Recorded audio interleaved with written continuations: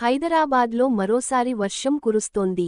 Secretariat, tank bund, Khairatabad, Lakdikapul Masab tank తదితర ప్రాంతాలలో వర్షం కురిసింది. వర్షం కారణంగా వాహనదారులు తీవ్ర ఇబ్బందులు పడ్డారు.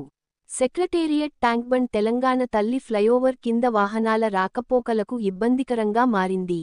గమ్యానికి వెళ్లాలని కొంతమంది వాహనదారులు వర్షం లెక్కచేయకుండా వెళ్తున్నారు.